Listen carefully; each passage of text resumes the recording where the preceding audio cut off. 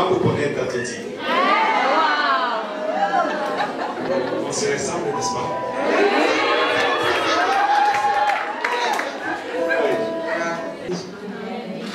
Ou ya vraiment dit poupou net. J'ai d'amis ta poupou. Tout à coup que tu es appelé poupou.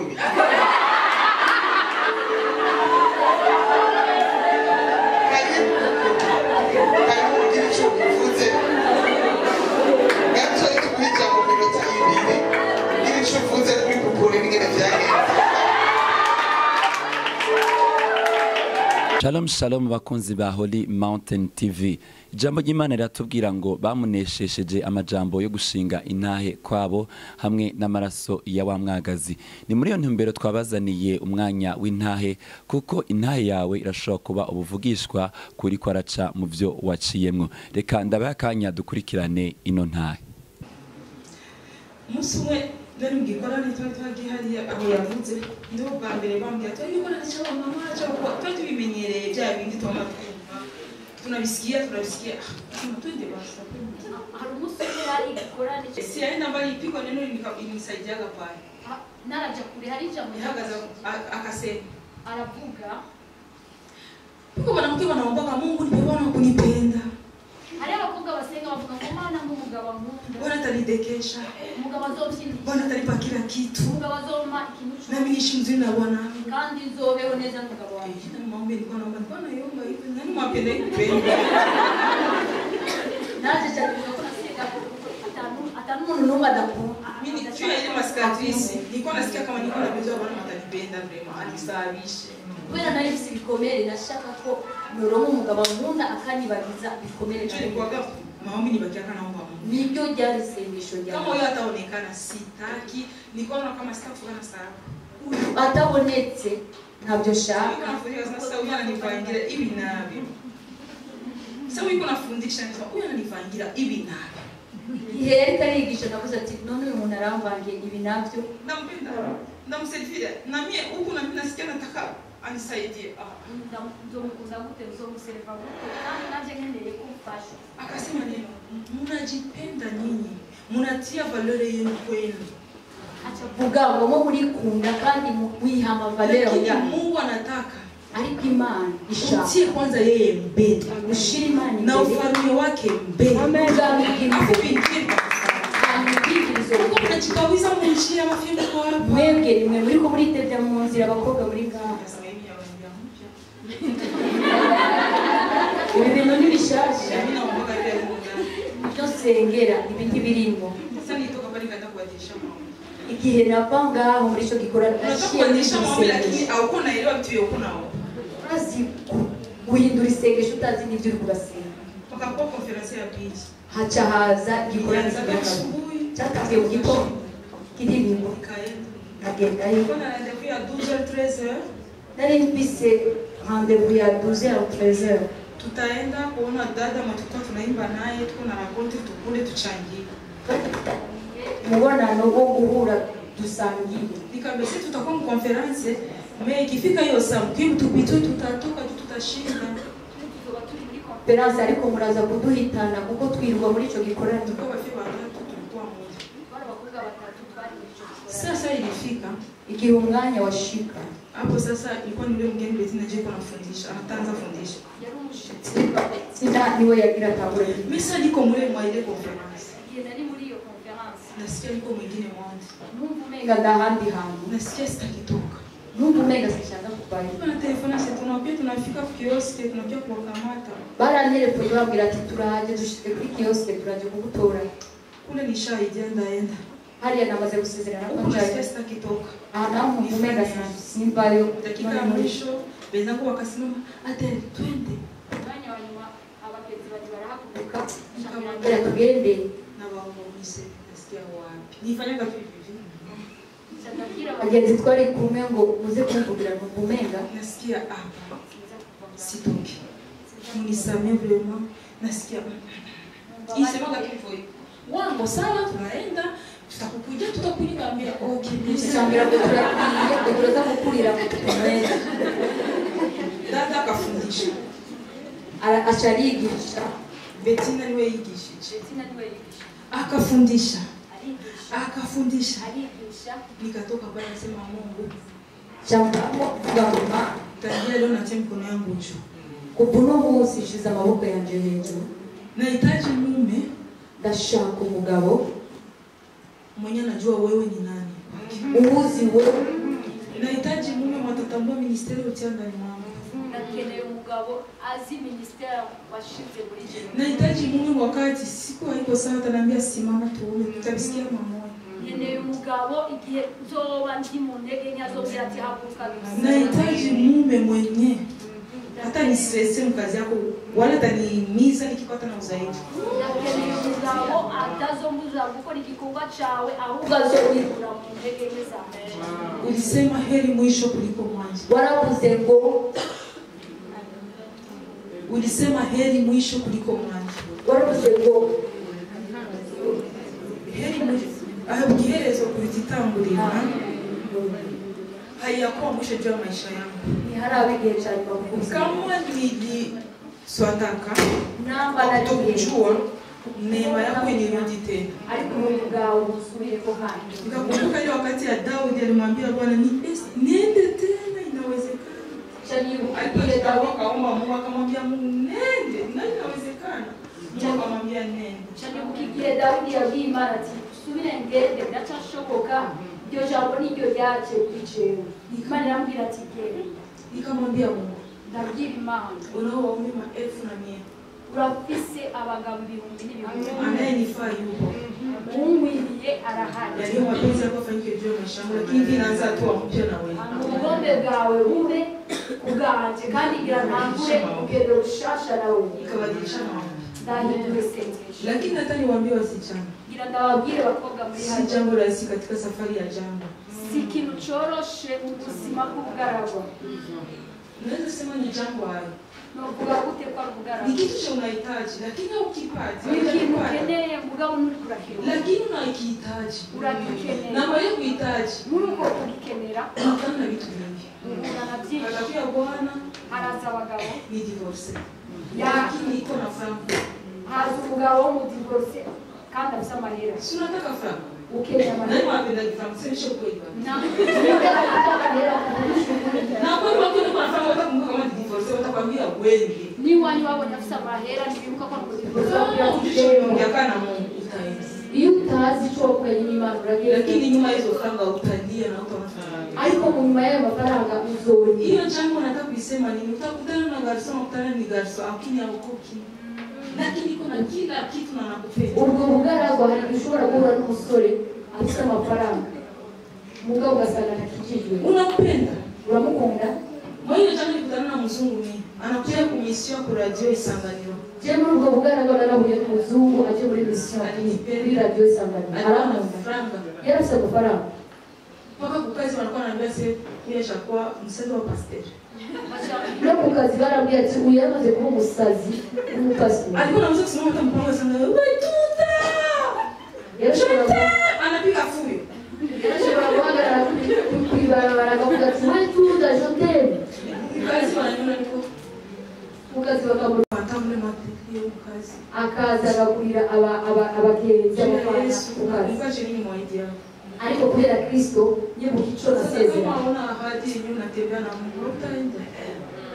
Udafise icyo wasezeranye n'Imana uragenda. Ndani ya mzungu kwa ministeri ya Mungu ndani yake. Kubera nabona umuzungu mugabo nkategekera none umuzungu muri we harimo minisiteri y'Imana. Après mariage utalia. Après aya mariage ntuzorira. Mzungu ni rangi presque vile tunataka tukosa utalia. Umuzungu ni urukoba mugabo bijya ushaka Bibi ushaka kubibuze. bijya ukeneye ubibutse urarira. Ndio niko nakwambia maana hiyo jambo. Icyo tuma ndiko ndakubwira Uko na bugaragwa. lakini unahitaji au yapata. Mugabo tushaka Lakini ndani. panakuwa distraction. Ariko haraza ama distraction. Kama hauna objectif, hauna cha uliongea na Mungu, hauna cha ulimwomba Mungu tutatembea na kukamata decision. Udafise intumbero kandi umenye icyo wasezeranye n'Imana. Birakugora kugira ngo utate Nakumbuka decision. nikamwambia Mungu, Nibuka ko nabwiye Imana Hiyo ilikuwa ni ombi yangu, ni kama kisa kupika cha ushamwambia Mungu. Ibyo byari isengesho ryanjye nawe hari ico uba warabwira. Hata binakawia. Naho bitevye. Bitafika. Usipozimia moyo. Igihe cyose usipozimia moyo. Udacitse intege. Usipokata tamaa. Udacitse intege. Mungu achelewa. Imana nichelewa. Niko nashuhudia leo nimeona Mungu. Iko ndashimira nawe Mjema mchiza msikutana na wewe sijui kama ndafika kwa hiyo muda wote mwenyeje, lakini nataka nikwambie kama Mungu amenitendea. Igitangaza igene nahuye n'uyu mutware wanje ariko Imana yarankoreye. Bandugu mko hapo. Bantu b'Imana muri hano. Tamani kutana ni mlango wa kwanza watusaidia basi wafie kuingia mu cyo tuliingia ndani. Tama nasanze umuryango wa mbere udufasha kwinjira mu bintu. Tunakuwa tunahitaji vitu vingi sana. Turakenera ibintu byinshi cyane. Nahitaji kufunza kitu kimwe kama afie mwenzangu. Ntabwo ndakwigisha ikintu kimwe nk'umukobwa nanje. Ishi wewe jinsi ulivyo. Amen. Baho n'ukuri. Usiishi sawa.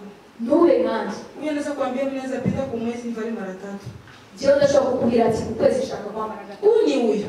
Jewe. Lakini niko satisfied na nguo bini na sasa niko fier nazo. Niko satisfied na nguo mbili na sasa niko satisfied. Ibyo ni impuzu zibiri nuvumenga ndazinezerewe izi mpuzu zibiri. Huyu ni mimi naheshimia. Uyu ni iki? Nikitaka kumwinga undaumia. Nashatse kwiga ubuzima bw'uyu ndakomereka. Tatizo tuwataki kuishi sisi. Ingorane ntidushaka kuba wewe. Fulani nifanya hivi, acha nifanye hivi. Kanaka yagize gutya Fulani nifanya hivi, acha nifanye hivi. Ujya kanaka yagize gutya kanaka nikora. Ni makwafire za hivi, acha nifanye hivi. Uhagezweho kwafire mizi kanaka yakuwa zambe yakuwa mbaya. Ibyo byose si icyaha cyangwa ibira babiri. Wewe unashindiana. Uburyo burabutana. Na kupata ni leo mimi anapata kesho anapata sio kama yafika ishi wewe. No kuronga sicho kimwe no musidashaka kuronga cyangwa ibyo babo ariko wewe ba maisha ishi wewe. Mu buzima ba wewe. Na ukimbilie sana kusikia chenye Mungu anasema juu ya maisha yako. Kandi wirukire cyane kumbe kimari kiravuga ukawiye lakini utafika. Utebe mugabo mwenye safari aichoshi watakucheka. Muri uru rugendo irashobora gushika usishangane hata na mama wako kuzana baba tukamwambia ukirofu na katara ule bwana utaniletea kwa bwana nataka sababu bwana anaenda gani usishangane utangare mama na papa barashobora kukubwira ko udakwijije mu mutwe kuko bariko barabona umugabo afite uburyo ari ibyo byose uri mzazi ashamaliza yake lakini kuna dipande na Mungu anasema ni mjua maisha yako uyo n'umubyeyi yahejeje urugendo rwiwe ariko wewe uriko urwana n'ubuzima bwawe ufanye kufurahisha wazazi wala mafamilia wala rafiki lakini mkosee Mungu na maisha yako ya kesho urashobora kubikora kubwo kunezereza abavyeyi mugabo ushobora kuburira Imana n'ubuzima bwawe bw'ejo bantu bimuona Mungu narabona Imana mu Kirundi wanasema ndahimana itoko kushikana kandi ntawe yobuza kukusanga nta Imana itogukura kandi nta itogushikana kandi nta itogusanga amen. Mungu ni mwaminifu. Imana ni mwizigirwa. Haijalishi miaka uko naomba. Nilingana nyinyaku. Majaribu na shida langu leo ilipita ndani. Saa moja ndio utapitia ndani. Amageragezwa ararutana. Ivyo naciye rwose ivyo nawe ucamo. Lakini bikiafekte mtu bizito kwa mtu kisa alikuwa anapokea. Hari igihe bigusatira bikaba binini kurusha uko ushobora kubyakira. Bikwe bikubwa. Bibe binini. Bikwe bidogo. Bibe bito. Mwenyewe anakutana navyo. Uri karabura navyo binaruma. Birababaje. Lakini nakwambia tu. Ariko icyo ndakubwira. Toma sio kwa watu. Kura matwi ku bantu. Toma sio kwa wazazi. Kura matwi ku bavyeyi. Toma sio kwa rafiki. Kura matwi ku bavyeyi. Sikia chenye neno la Mungu nakuomba. Umvirize ijambo ry'Imana rikoreye ku sauti ya ndani, sikia iko nasema nini. Ijwi ryo mu mutima riko rikubwira. Iyo wikumbatie. Icyo uri kumbi. Ukeshe nayo.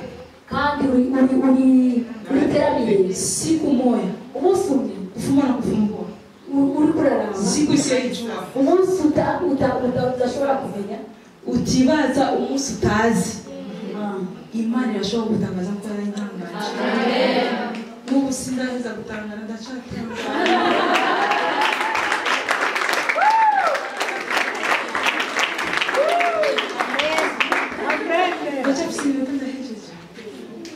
Imani baheza igihe. Uyavuga ngo ndi pupunete. Jenda mwita pupu. Tulikutana naye.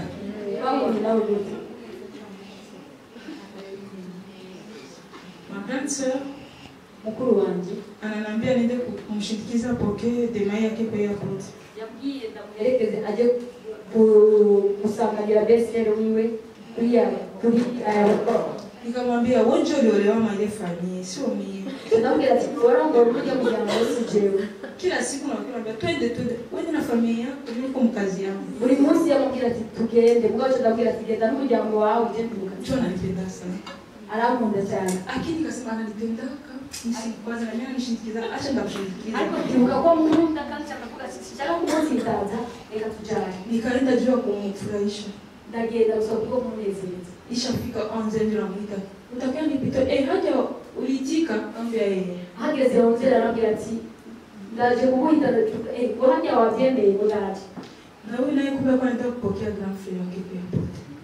Mugabo wanje nawe yaragiye kwakira grand frère wiwe.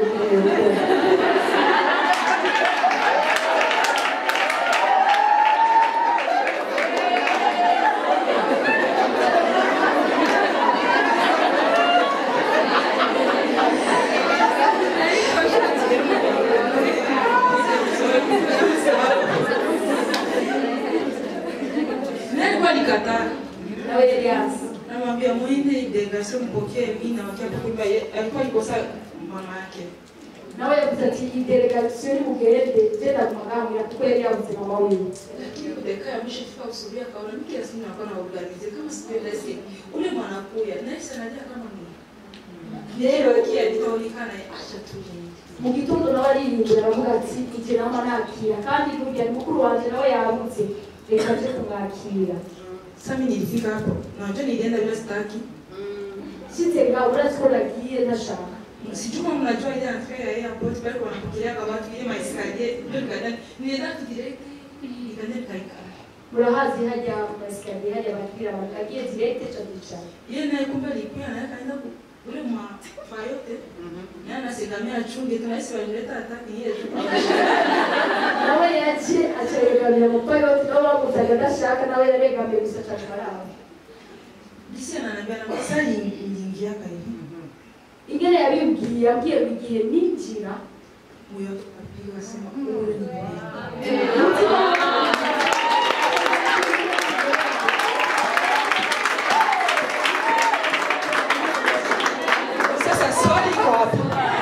swali iko hapo.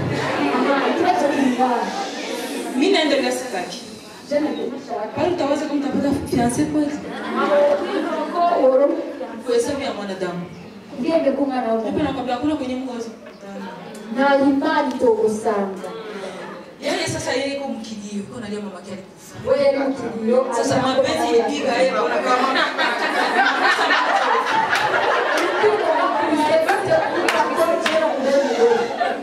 unasikia bibi tukisiriko. Ndipo nawaambia hesabu za Mungu. Mungu ndio nyingine bileze. Tofauti na mahesabu zetu. Inyaro chima. Yanataka ayanyaro. Mungu musikate tamaa. Niyeshika. Kabla ya kwa biatuka usiache omba masema. Ndio wao ni tutarabibona mureke gusa. Usiache omba. Mureke gusa. Inaweza kwa una shida ya bwana hivi ukenda kakia. Anza omba. Ubu udakereye mugabo arijuzo mukerera. Niulize sasa akisemero zangu wapi. Mumalizere yarusengera yanje gute. Kumbe mimi nataka kupokea. Kumbe wa muntu nagiye kwakira. Ule demaye. Ujya mu besero. Bwana kumetoka kake. Ujya mugabo kutari ndo musaza we. Sisi tunasema tunaenda lakini hakuna mwingine anasema ufinda mtoa wapi. Umajina wano nenda tagiye mugabo nta bucuti buhari ariko iwe yakumvira ati umukobwa ndamukura he. Akasema najua tuko mpasimana mwanangu masede ya Pauline naenda kutafuta mrefu senta niingia kibali naenda mwana. Anaciye bibuka ko hari amasede nahora ndabona. Yaciye yibuka ko hari amasede yahora abona muri live center ya Pauline niwe yaciye yibuka ko ashobora kumbona. Kama nilikuwa zile masede ndio alikuwa kwa video akajiwaza. Namba yibutse kurawe masede kuko yabonye ka video cyari yibwiye. Sasa wewe pia utafuta kuachia wapi? Wewe leo uko kutoka huko. Neno na watu waaminifu. Bakipia kutafutia wapi? Waje kukurojea kukurojea nini? Kanisa nishangero nje. Ndio maana inatubidi tu waaminifu. Hicho kitu kusema kwa watu Hatuna adresi. kandi twese si adresi. kukanisa. yaraje kwishengero Jua chuko atatoa nimero zangu. Aliniona tu. yaraza aho kuri nimero zake yarambonye tu Akakutana hiyo sana mimi ananipatia programu ya sabini na nusu. Mama ile service programu tulia sabini na nusu. uyu munsi yaciye asanga nanje bamuhaye programme ya 8h30 kurongora amasengesho mugitondo Wote walipatia programu balikata. abo bose bari bahaye programme bose bari bahaye mugabo rero cyo barayandika mwadera gusenga nakora Kumbe na nje wasema ni uje ni mbaga Mungu. Alikuwa anapiga deception 10 ans. Anamwambia Mungu mimi nataka mtumishi wako. nawe rero uyu munsi niho yaraje acarambona nawe yaravuye muri deception ya 10 ans Akasema sitaki mwingine mwanamke mwenyewe wapake. acavuga ati sinkeneye undi mukobwa agakiki Nataka mwanamke mwenye kutumikia. shaka umugore akorera imana Mwenda bisikia kama mimi tutaimizana mu kazi ya Mungu. uzovuga ko tuzoshobora kurongorana mu gikorwa c'imana Maombi zikakufanana. amasengesho Kwenye acarahura Mungu alimtafuta kule sijui. aho imana yamurondeye hariya Kwenye ntabyo Mungu aliniprepare sijui. nanje aho imana yariko irantegurira ntabyo nzi Alijaranje. ariko igihe c'imana kigeze imana yaraduhuje Na kitu kingine nijifunza hapo. ikintu ca kabiri ni Tusiwe mwanamke wa kujifyatafyata kwa wanaume. ntituze abakobwa bo kwishimira cyane ku bahungu Kaka nimwambia mchupe kwa gisi ukitoka kumisa uko fie. nanabwiye imana kuko hari igihe usanga uvuye kuri shengero uri umukobwa Uko fie. uri umukobwa Utasalimia watu. uraramutse abantu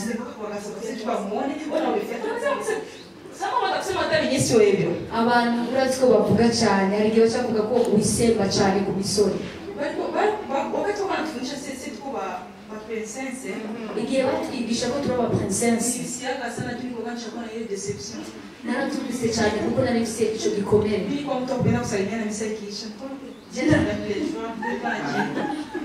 rero narakunda kuramukanya cyane duhejeje kiriti ukumva mama pasiteri akaguhamagara akamuhamagara akambwira ati mwana wanje je sindakuzi gutya ni biki Aseme unakuwa unatembea siku fulani na fulani, asema unakuwa sana. Watu wanaona. je sindakuzi gutya kuko usubiye ugendana n'uyu uba sindakuzi gutyo Ni tu juste kama unajipasa uko fie kama hakuna kitu. Bakia wewe peke.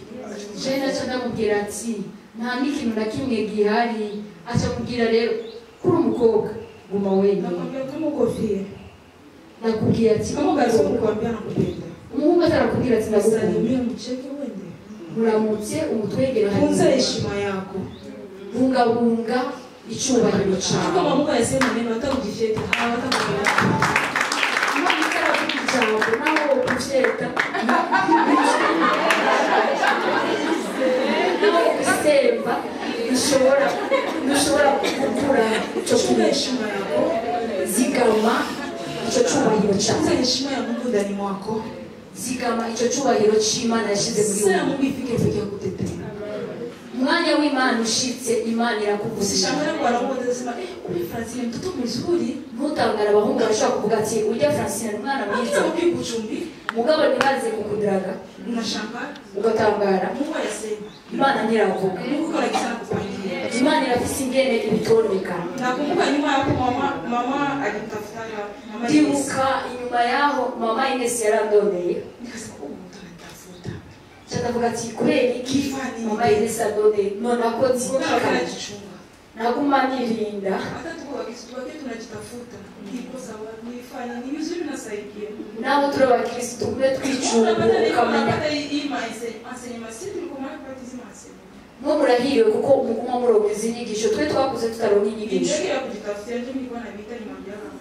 twe twari ibinyoni vyironderera nico nariko ndabwira mama ngaha Akanisaidia. aramfasha Akaniambia naona kwa mwanamke mwenyewe ulikutana na madeception. yaciye ambwira ati ndabona ko uri umukobwa wahuye n'ibikomere Mwanamke mkali sana. ndabona ukaze cyane Anasema uongo. cyatavuga oya jewe urambeshe Kila watani ni mkali. namwise uyu mama namwise ati yitwa kirahawati Hapana cha kukata mbaya ni hivi. navuga ati ari direct Hivi wakati anakwambia afana kujenga. akubwira ijambo akagusambura hanyuma mu bakakubaka Kujengeka kwa kuna problem. wanse kubakika ni wowe ufise ikibazo. Akanambia uko na problemi. Arambwira ati urafise ikibazo. Usafia ushakuwa desi. Uri umukobwa wamaze gushika intege.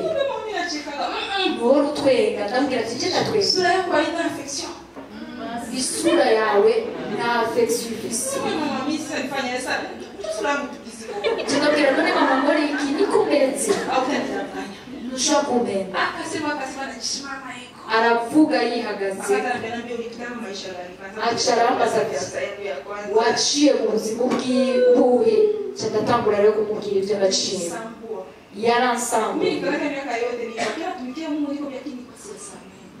Nasanze muri iyi myaka yose nakorera Imana mugabo sinari bwababarire.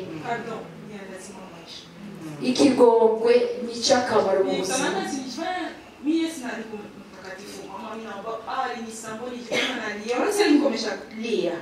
Nibona umenga ndejejwe ariko igihe duhura nawe yaransambuye ndarira. Acarambwira ati rira.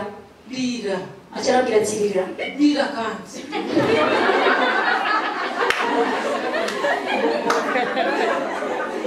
Nililia. Nararinze. Nikalia. Ndarira. Ega kanibonye. Arandindira ndarira. Arambaza ati wahejeje rira. Ndarira. Nivi sasa. Nukure. Ujya mugabo yari umukagani yarakijijwe. Yeje ndangura kuvuga ati oya yarakijijwe.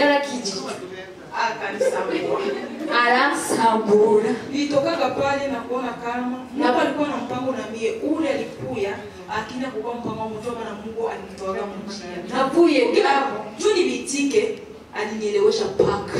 Navuye ngabo mvuga ati Imana ifise umugambi kuri cyo kuko yari yaje nta mugambi w'Imana yarafise ariko mama yaranyetse ko atari umugambi w'Imana. Na ningekuwa naishi naye maisha ya kuzini na lala labda Mungu ingeruhusu nafaa mariage kule ndoa mimi nalipa.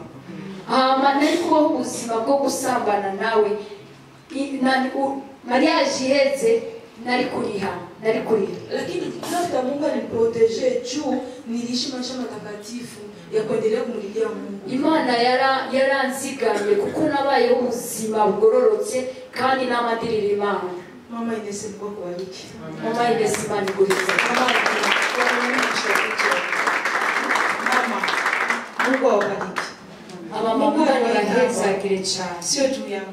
Sikubera je. Najua mtasaidia wafie wengi sana. Ndazi ko muzofasha abakobwa benshi. Kuna usiku wa wafie wenye ukifika hari usingizi wa kwanza ulalaki tena. Hari ijoro ry'abakobwa itiro rya mbere riheze udashobora kandi gusinzira. Ndaijua. Ndaijua na hapa wako lakini ndazi ko ngaba hari. Bado pangali tumaini. Na haracari byisi. Usikate tamaa. Nimucike intege. Waki waaminifu mpaka mwisho. Ugume murabizigira gushika ku iherezo. Ikindi kintu bagira babwire bakobwa. Iyi Mana twizeye. Turayikurikira kugira ngo tuyikorere. Ivyo tutembee tena kama sisi tunataka. Ubu nitukigenda kuko twebwe dushaka. Abapagani. Wanajua mariage fiançailles popinage. Abapagani barazi ko fiançailles ariko mariage ariko mujinde kama sisi popinage. Fiançailles popinage. Abapagani barazi ko fiançailles ariko popinage. Sisi tulimjua Mungu. Ariko twebwe twamenye Imana. Tufanani nao. Nidusa nabo. Hata upate fiancé akupenda kwa mimi mariage ni kesho. Mwambie kesho siku tutakuwa mariage tutaonana. Naho woronka umugabo akakubwira ati tuzokora ubukwe ejo. Mugira ati ejo tuzobonana. Nenda utakatifu mpaka mwisho. Zigama ukwezwa. Mwambie Bwana nisaidie atakusaidia. Naho umubiri wo kugora bwira Imana ati nashoboza. Imana izogushoboza. Kanga tuje mbanki niko nazo. Uje nabona umenga ni byose kandi amahera yose nije nayaje. Iyo nari kwemera gusambana nawe ubu nari kuba ndihe. Lakini atakuwa yeye. Mugabo siwe. Anayejua kweli ni Mungu. Uzi ukuri ni Imana. Rero tuguma bizigirwa gushika ku iherezo. Iri jambo twasomye rivuga ati muzomenya ukuri kandi uko kuri kuzobaho kwidegembya. Uwo musinyorose mapupu.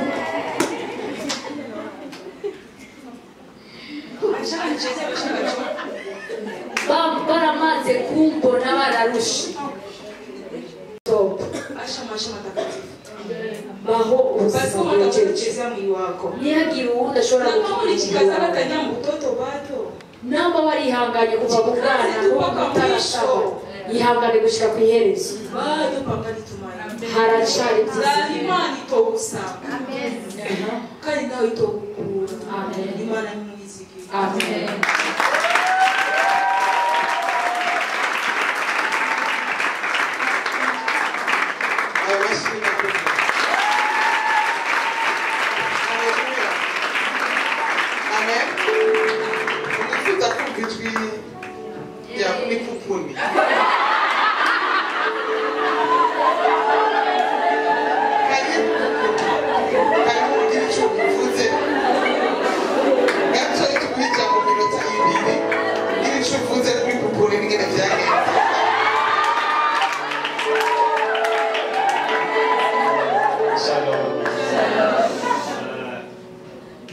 Je suis souvent libre quand je parle français.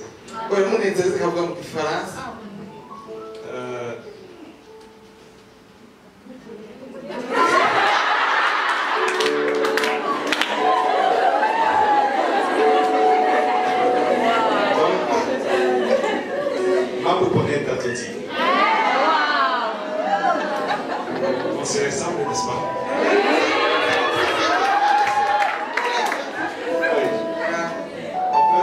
C'était le plan de Dieu de se rencontrer avec elle. Je venais de traverser un moment tellement difficile pour moi. Le moment où je venais de perdre la personne la plus chère pour moi. C'était ma mère. Je l'aimais tout. Je l'aimais plus que tout au monde. Les promesses que je faisais à mon père, je croyais que quand je vais avoir le travail, le pognon, je vais le faire pour ma mère. Et elle devait partir.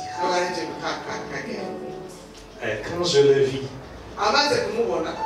je me suis dit, celle-ci, et celle-là, c'est ma femme.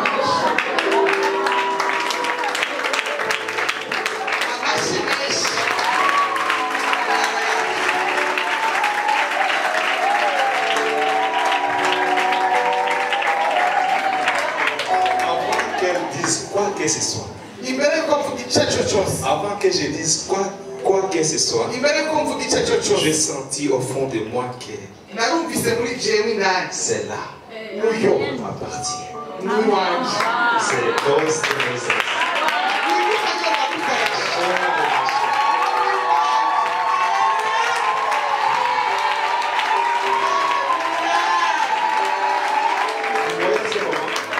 Je viens de perdre la personne la plus chère.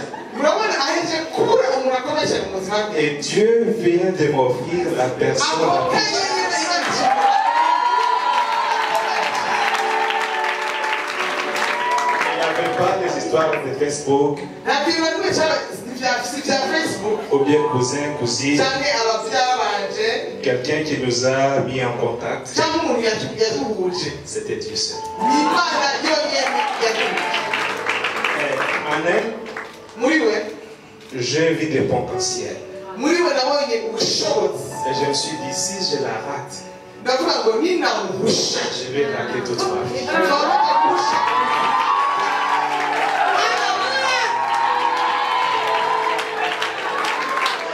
Je vais parler un peu avec vous les filles. Soyez fortes.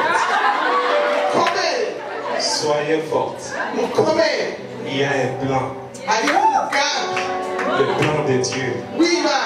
Et quand Dieu dit que j'ai un plan, c'est un plan. Quelqu'un qui a un plan, il est constant. Il est constant. Et il sait le moment. Je sais, vous allez dire avec les philosophies, les enseignements de gauche à droite, que les filles sont plus nombreuses que les hommes. Comment est-ce que je les rencontre? Donc pour vous, il y a toujours un prince quelque part.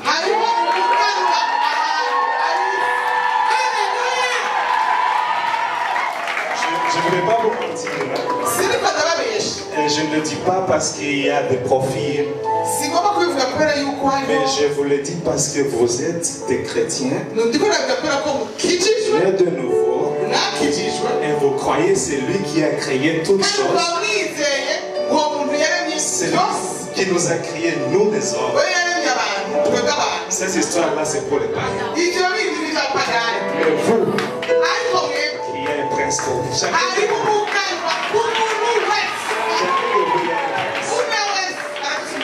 soyez forte. Attendez-le. Avec des fleurs. Avec des biscuits. Avec des câlins.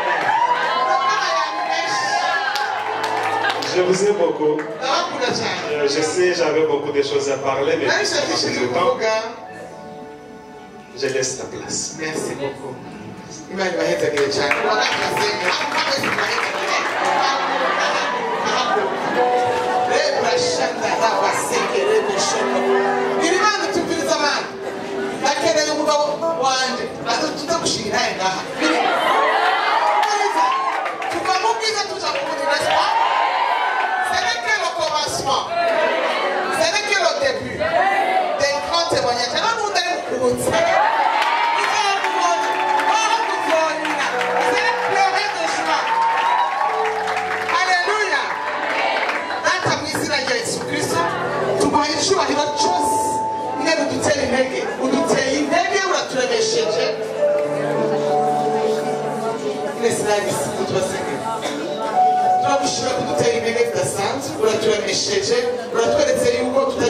Dans le désert, nous sommes en train de bosser pour toi, Seigneur.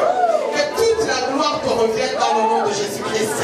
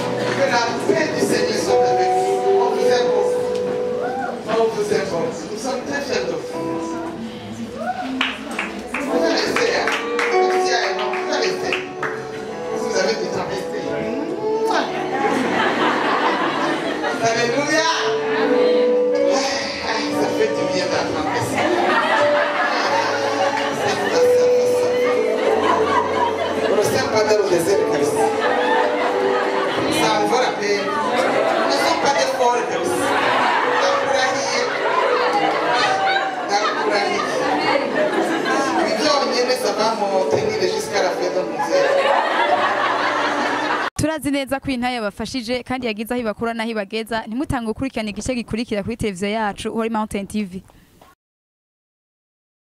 Holy Mountain TV.